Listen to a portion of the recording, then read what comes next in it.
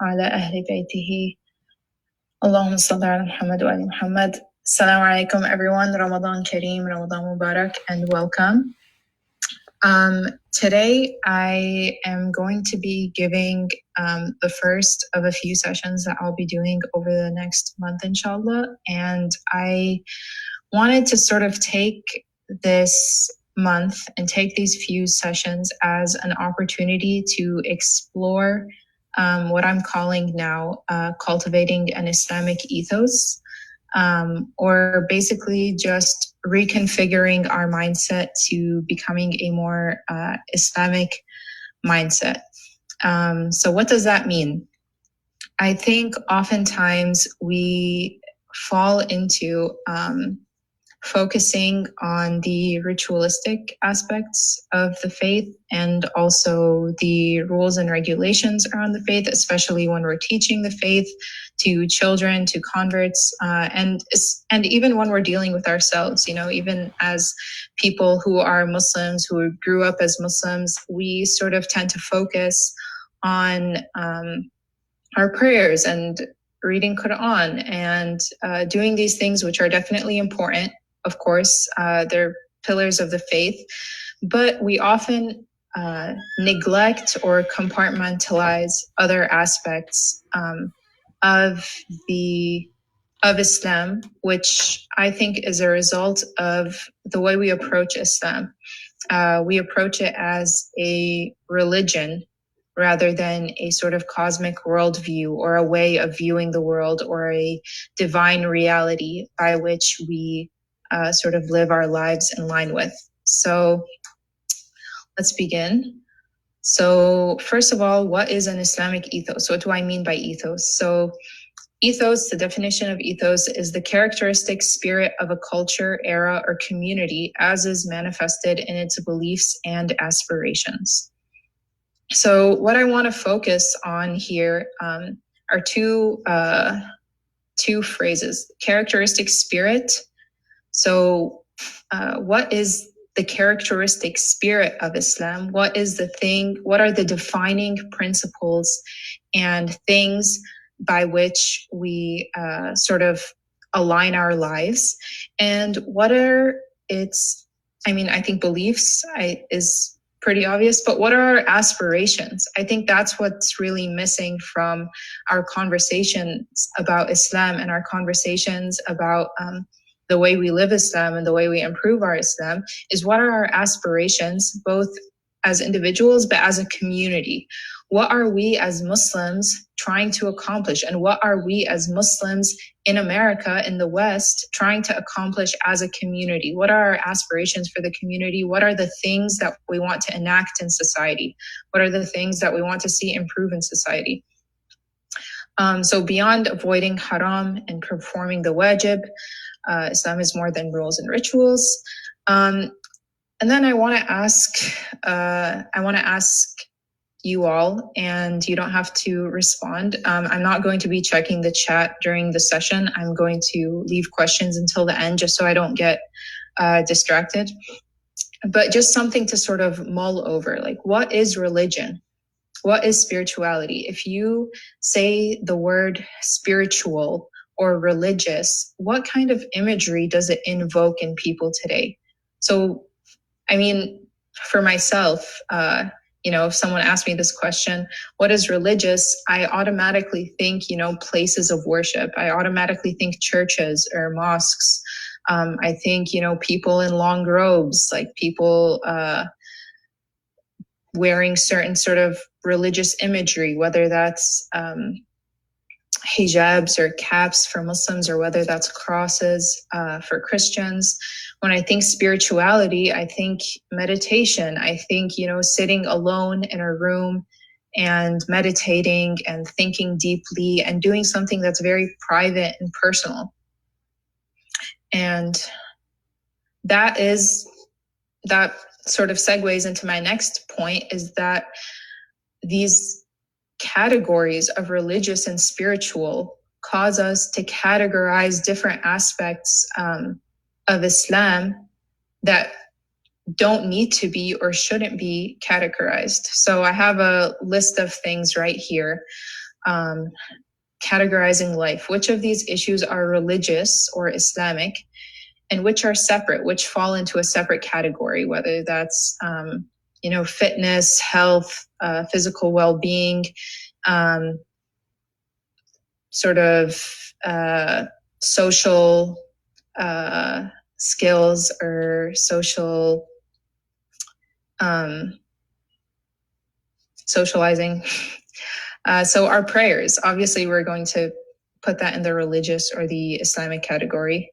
What and how we eat. Now, there are some aspects of this that I think we might think of as overtly Islamic or overtly religious just right off the bat, like in the Ramadan, if we're fasting, or for example, if we only eat zabiha meat, or we abstain from eating pork or drinking alcohol. So those things we sort of think of as Islamic. But do we think of the broader construction of what we consume, where what we consume comes from? Where does our food come from? Who is farming our food? How does our food arrive at the supermarket? What kind of plants are we eating? What kind of fruits and vegetables are we eating? Are we eating a lot of processed foods? I don't think immediately we think of these things as Islamic issues. We think of them as health issues. We think of them as issues of labor practices, but we don't think of them as inherently Islamic. What we wear, again, this one, we might think of, this can be religious or this can be Islamic in terms of wearing hijab or observing certain levels of modesty. But do we think of, for example, what our clothing is made out of? Do we think of what do we wear? Where has it come from? Where have these threads come from? What animals have they come from? Are they synthetic? Have they been made in a factory with poor working conditions?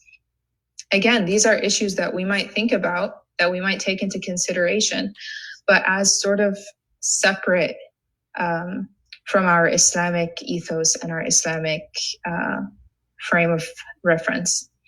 Exercise, another one that we might class as being a part of physical well-being or being a part of something outside of the purview of Islam. Our careers, the medicine we take, how often we text our friends, our grades, or work performance. So I think you sort of caught on at this point that all of these things in the sort of framework I'm trying to push are Islamic, and they're not just, peripherally Islamic. It's not that we can just apply Islamic principles to them, but these are actually Islamic issues. And I think they all have the potential to be treated as such. Our careers, I think we can do a lot of thinking about the moral and ethical ramifications of career choices we make. Are we working for corporations that get their money from a certain place? Are we working for corporations that have questionable labor practices? Are we benefiting from the labor of underserved people? The medicine we take. This is a large and complicated one, and I won't pretend to be an expert on the pharmaceutical industry.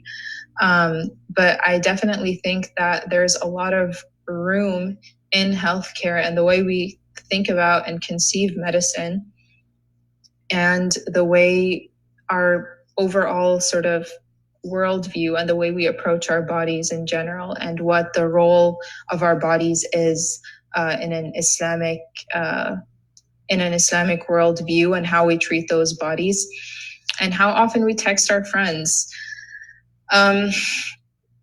Obviously, we all have general principles of kindness and having good akhlaq with our friends and with our loved ones.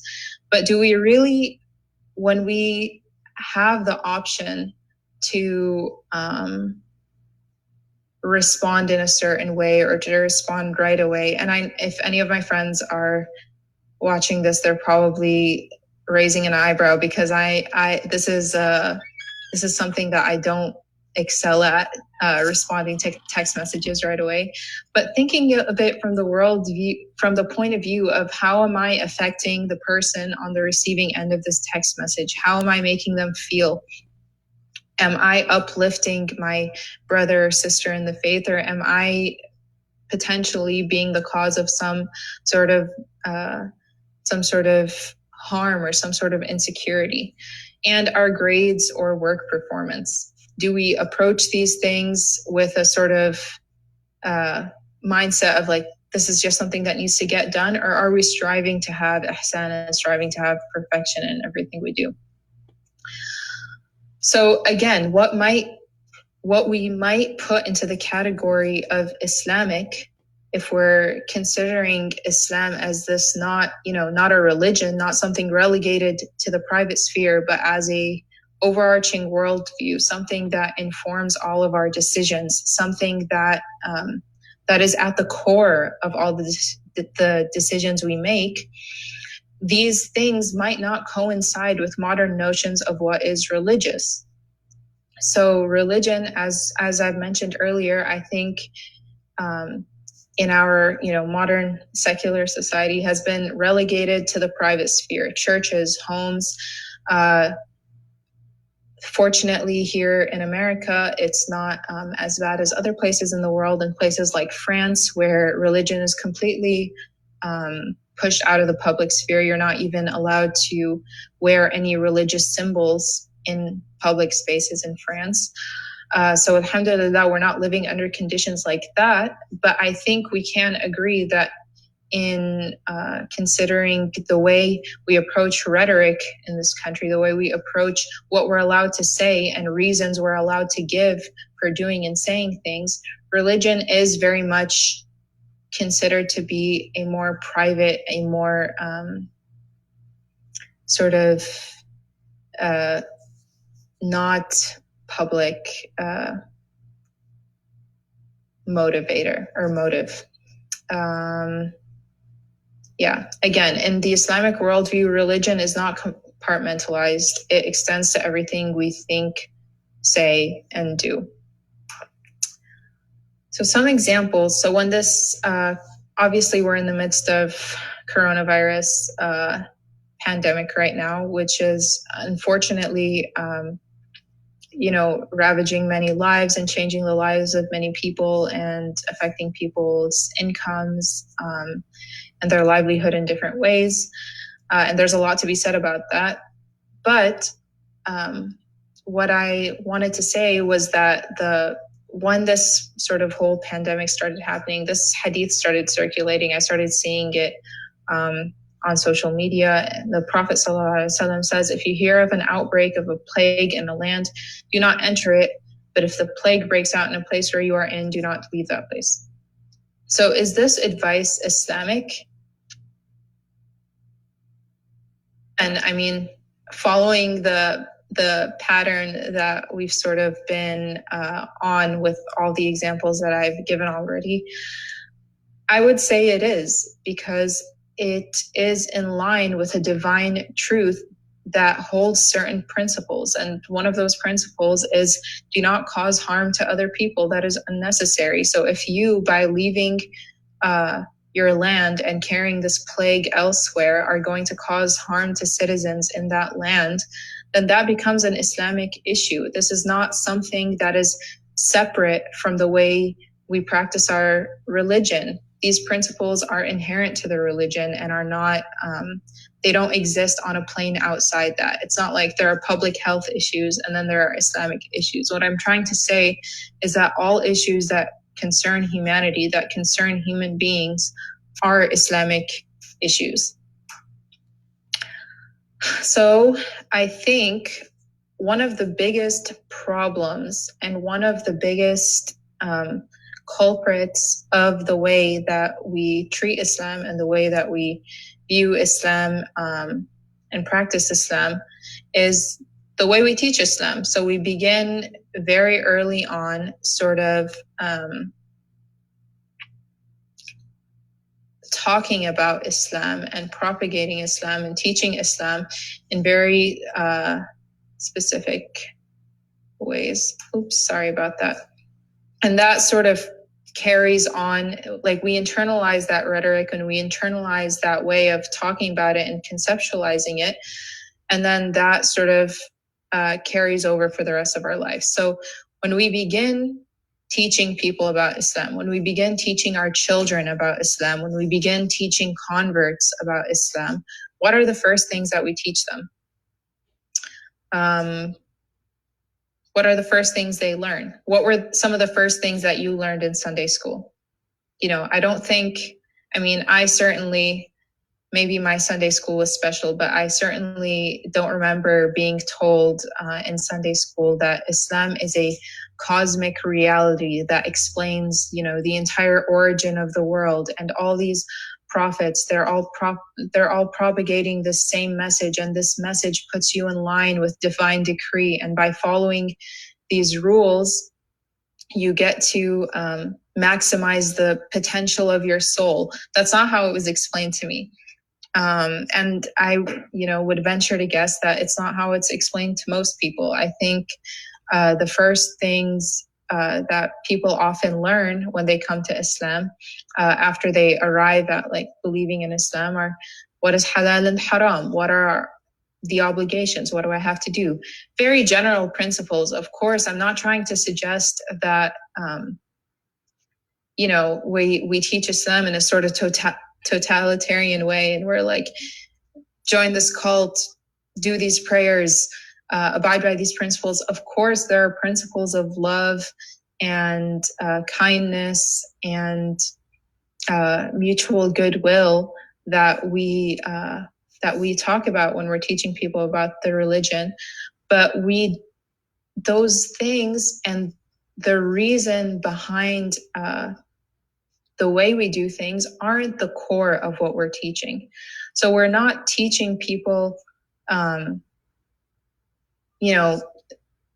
that we do these sorts of things, that we pray because we are number one, putting ourselves in line with divine command. And by putting ourselves in line with divine command, we're actualizing our purpose in this world. We're not saying things like that. It's more so taught from a prism of, God knows what's best for us, and he says to do this, and this has been proven to be good for us by science, so let's do this thing. But there are so many things, so many ways of interacting with the world, and so many things that we do in our everyday lives that could be guided by this Islamic ethos, by this Islamic mindset, that we're not taught. So at what point do Muslim children in Sunday school learn not to litter, or to limit their consumption of unhealthy foods? When do Muslims learn to hold their tongues when they're angry, or to limit their cell phone usage or their Netflix consumption? We don't sort of think of these things in the same way that we think about practicing Islam. We split our lives into two spheres. And this is the point I've been trying to make this entire time. So hopefully I've spoken clearly enough to sort of make it, is that we conceptualize our lives as occurring in two separate but parallel spheres. One in which, we have to observe these Islamic obligations. We have to eat halal. We have to pray 5 times a day. We have to do this. We have to do that. And then another in which we pursue our careers, and we do the things we love and are passionate about, and we hang out with our friends, and we go to the movies. But what I'm trying to say is that these two worlds can and should be the same world. We shouldn't be writing screenplays and pursuing our careers and writing op-eds and pursuing social justice with one frame of mind, and then praying and reciting Quran with another frame of mind. These two things and these two ways of interacting with the world should be informing each other and working together in ways that will make ourselves better, but also make our communities better. So I think on the topic of Islamic education, I think another flaw that we fall into is thinking about what traditional Islamic learning is and what traditional Islamic learning constitutes. So, what do we envision when we think about traditional Islamic learning? When we think about someone, going to study to become a sheikh or to become, a scholar, I think, again, the image that pops into most people's minds, and that certainly pops into my mind, is, going to a madrasa, sitting down with Quran open on your lap or books of fiqh open on your lap or different texts, and reading and memorizing these works and having an instructor who is teaching you.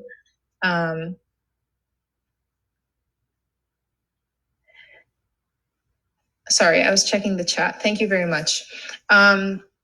We envision an instructor teaching you, learning, memorizing Arabic words, memorizing these philosophical concepts. But what we forget is that traditional learning is not only about texts, is not only about works, is not only about concepts. Traditional learning is about emulation. One of my very good friends wrote her senior thesis on this topic about traditional Islamic learning and the effect of colonialism on these traditional learning models. So in many places in the Muslim world today, and the way that it was for centuries in the Islamic world, is that when someone wanted to become a scholar, when someone wanted to learn the way of Islam, to learn the path of Islam truly, they would travel and they would live with a scholar, and they would eat, sleep, go about their day with him or her, and sort of learn everything there was to learn about everything. And I don't mean just learning the recitation of the Quran and memorizing hadith and all these things, but they would literally watch how their teacher would eat, how their teacher would deal with people, how their teacher would conduct business, how their teacher would purchase something from someone. All these small things, how their teacher would, their body language when they would speak to someone. So if someone from the community came to them and had a question or had something that they wanted to talk about, they would watch and see, how is this scholar, how is this man of great knowledge and piety or woman dealing with people who are less than her? How is he or she dealing with the poor? And the whole point was to learn how to approach questions that deal with every aspect of life, not only quote unquote religious questions. But again, the point I'm trying to make is that these questions are religious questions. So how to deal with someone who's angry, how to deal with someone who's sad, how to behave when there's garbage on the ground. Should you pick it up and find a trash bin with which to dispose of it? All these things are Islamic questions, and all these things are questions that we should be asking ourselves, and we should be asking of the people who are teaching us. So here's a little, in the same vein, here's a little thought experiment. And this, I believe that this thought experiment was originally given by Sheikh Hamza Yusuf, if I'm not mistaken. I might be mistaken. But I can definitely look into it after the session, inshallah. But I want everyone to close their eyes and imagine if every Muslim were to disappear off the face of the earth today.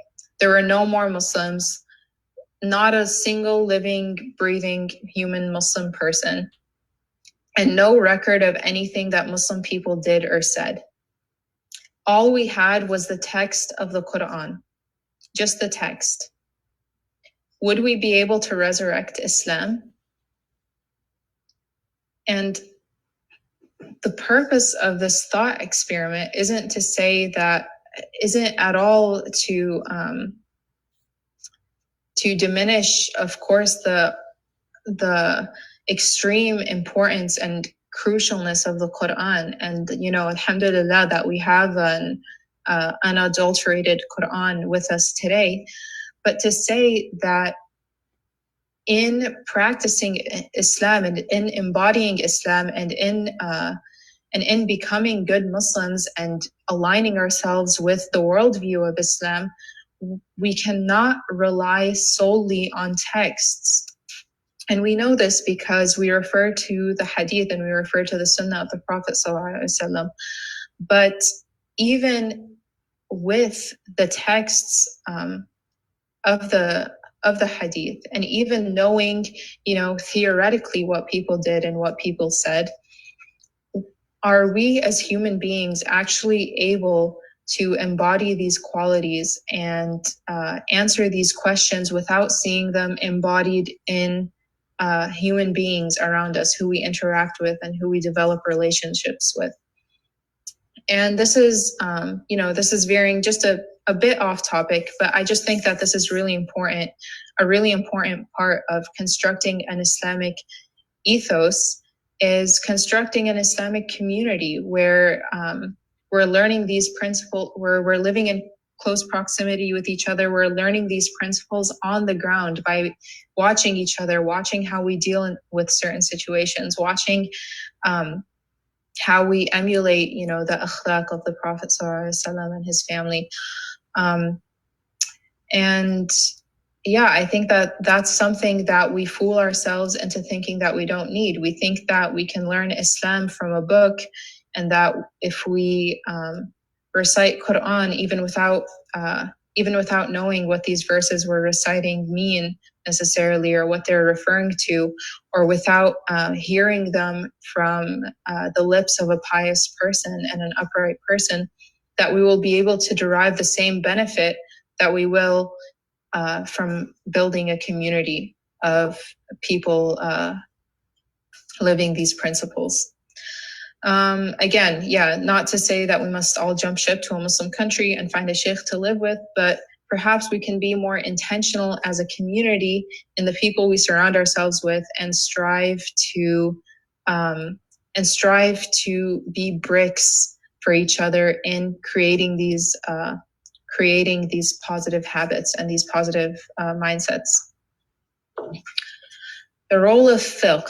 So this is something that this could be a whole session on its own, and I'm happy to do, a full session just on this topic if people are interested.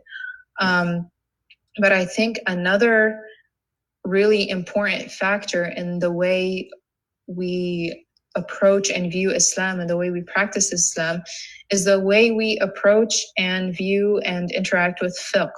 So fiqh is, for those of you who don't know, fiqh is Islamic jurisprudence. It's the process by which Islamic rules are created and developed and sort of argued and negotiated.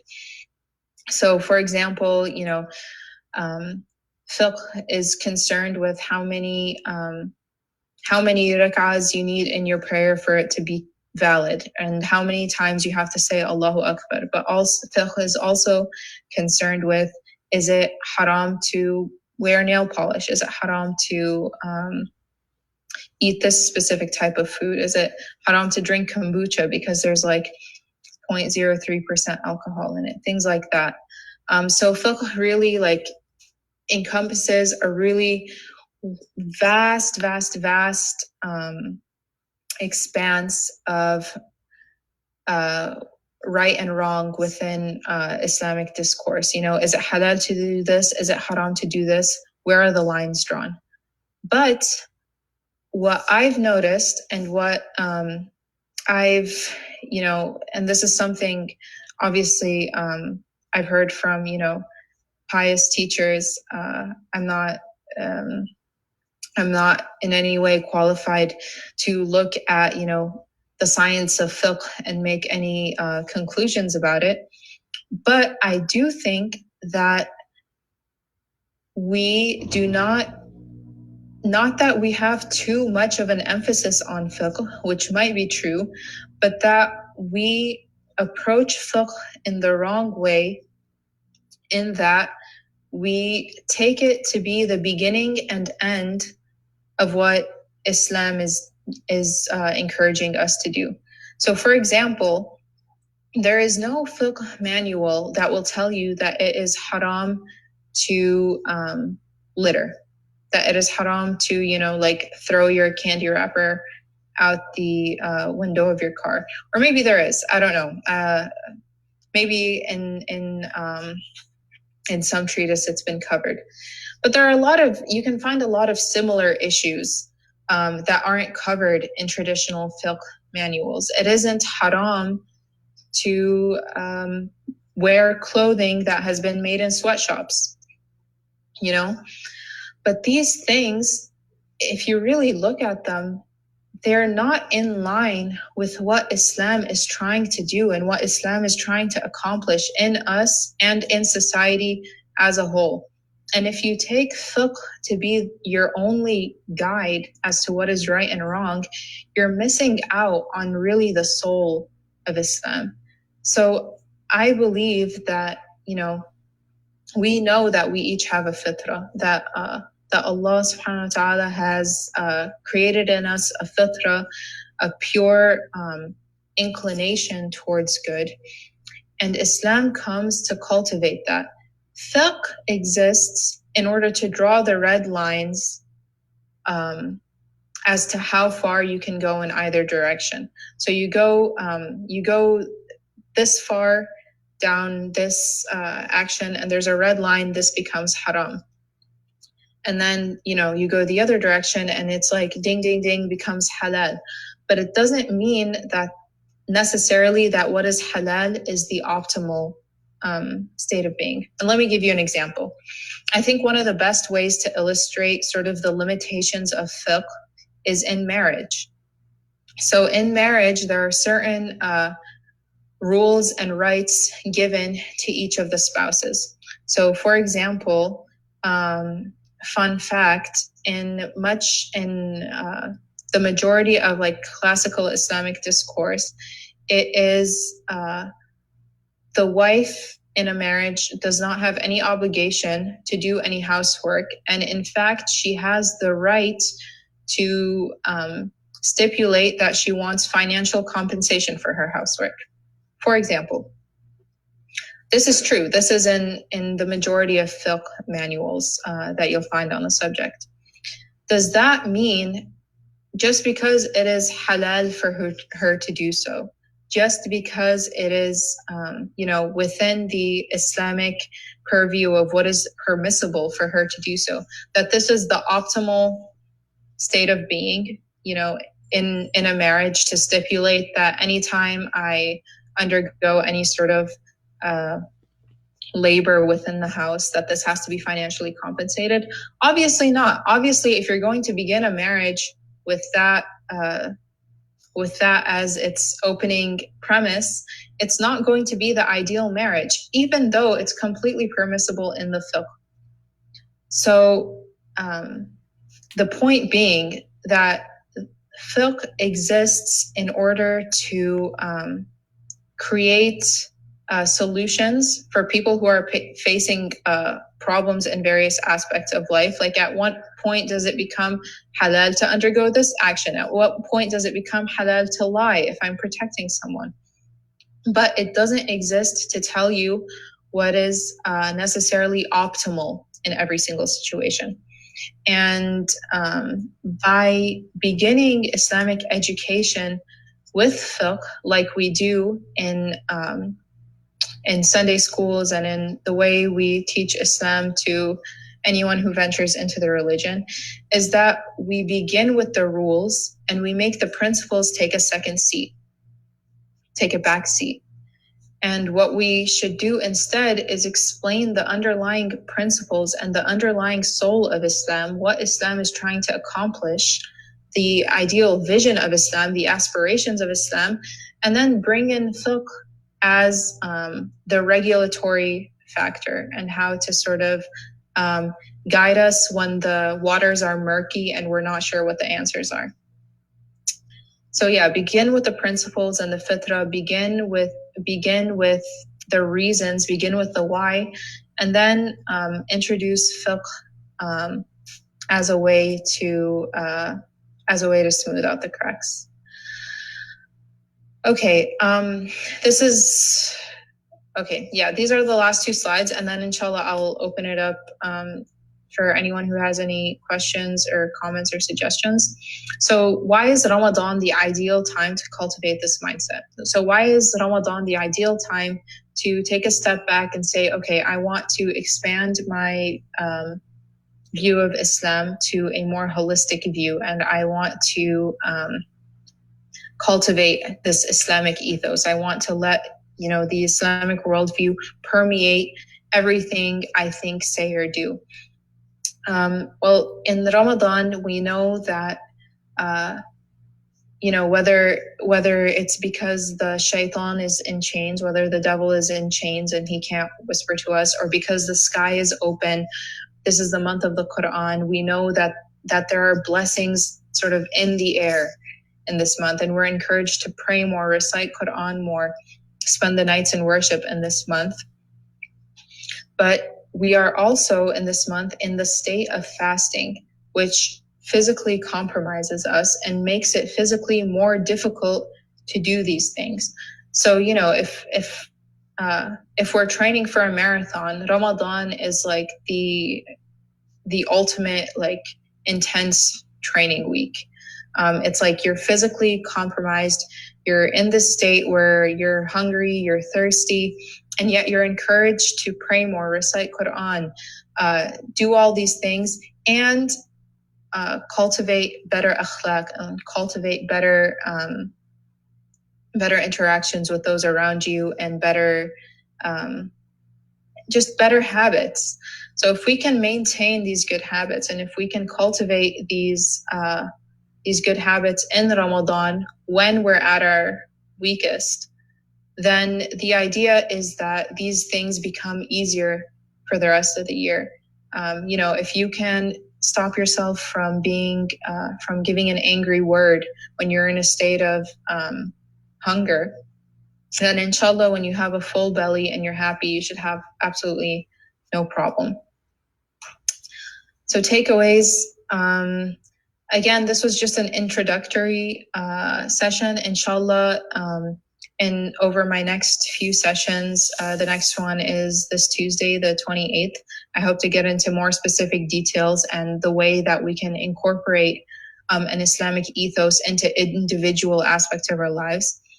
But as a general takeaway, I want us to take a step back and sort of think about the ways that we compartmentalize Islam and other aspects of our lives, and think about the ways that we can merge these two worlds and apply Islamic principles and an Islamic mindset to everything we do and everything we think about and everything we consume, whether that be food or whether that be pop media.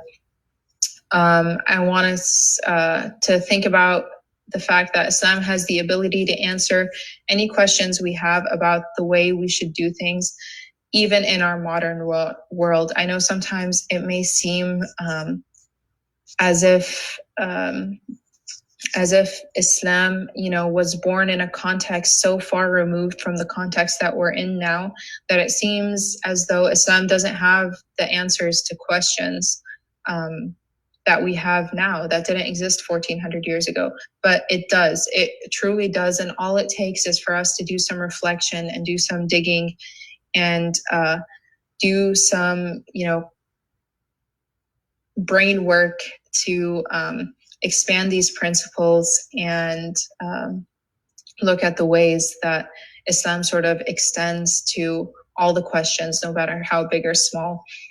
And lastly, we're in two unique situations right now. It's Ramadan, the most blessed time of the year, and we're also in the midst of a pandemic, something that is affecting people here and people all over the world. And this offers it's a sort of double-edged sword in that it offers two opportunities to delve into creating an Islamic ethos, because the coronavirus pandemic has created a lot of questions about the nature of our society, about the injustices in our society that are being exacerbated by this virus. And what better way to explore sort of the capacity of Islam to address these questions than now in Ramadan, when we have all this time to reflect and think about these things. So that said, I know it's almost Maghrib time, so I'll conclude and thank you very much, everyone, for listening. Ramadan Kareem. I hope you have a blessed month with your families, despite all the turmoil. And I will be staying on for a few minutes. So if anyone has any questions or comments, please feel free to put them in the chat, and I will